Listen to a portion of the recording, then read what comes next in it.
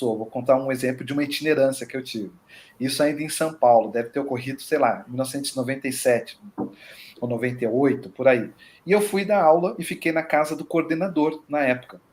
Dei a aula do P1, P2, P3, alguma coisa assim, acho que era P3 até. E à noite, quando nós saímos para jantar, eu fui dormir. Tinha um quarto de hóspedes, eu fui lá para o quarto à noite.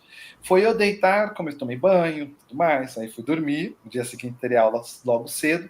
Foi eu deitar e começar a relaxar, e aí eu não estava de decúbito dorsal, eu estava de bruço. Eu comecei a ouvir aquele primeiro sinal. Zum, deu aquela descarga, aquele banho energético. Eu falei, opa, eu vou me projetar. Fiquei quietinho, continuei relaxado, só atento, esperando o segundo. Veio o segundo, veio o terceiro, desencadeou o estado vibracional espontâneo, super intenso, entrei em catalepsia.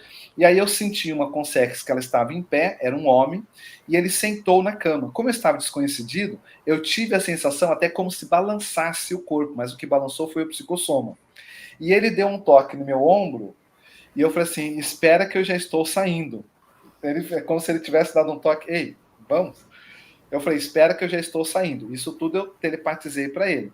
E ele continuou sentado, aí ele levantou, eu rolei e saí do corpo. Fiquei em pé, vi aquele senhor, ele estava com roupas claras, naquela época ele devia ter uma aparência de mais ou menos uns 55 anos, e eu passei pela porta, né? Atravessei a porta do quarto e ele me levou para um quarto ao lado, onde tinha uma criança com características autistas, como se estivesse em crise. Então ela sacudia assim, agitadamente a cabeça, né, num canto, balançando a cabeça. Eu vi uma luz verde e naquele momento veio na minha cabeça, faz um para-arco voltaico nessa criança. Então eu fui, coloquei minha para-mão direita no frontochakra, a para-mão esquerda no nucal chakra e comecei a esterilizar a energia para a cabeça daquela criança projetada, que até então não sabia que era projetada, só era uma criança num estado de crise. E aí eu comecei, aquela criança foi acalmando, como se ela dormisse, e aí eu saí dali e voltei para o corpo. Acordei no dia seguinte, no café da manhã, e fiquei encucado com aquilo, pensando, né? Poxa, o que foi? Bom, uma demanda do curso que eu estou dando.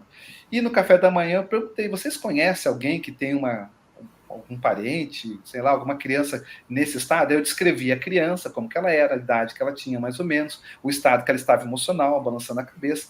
Aí ele falou, esse é meu sobrinho.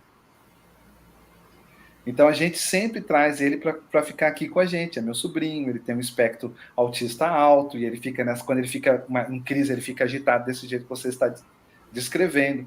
Então você veja, aquela itinerância desencadeou uma assistência para o sobrinho do coordenador, e cuja irmã não tinha nem relação direta com a conscienciologia.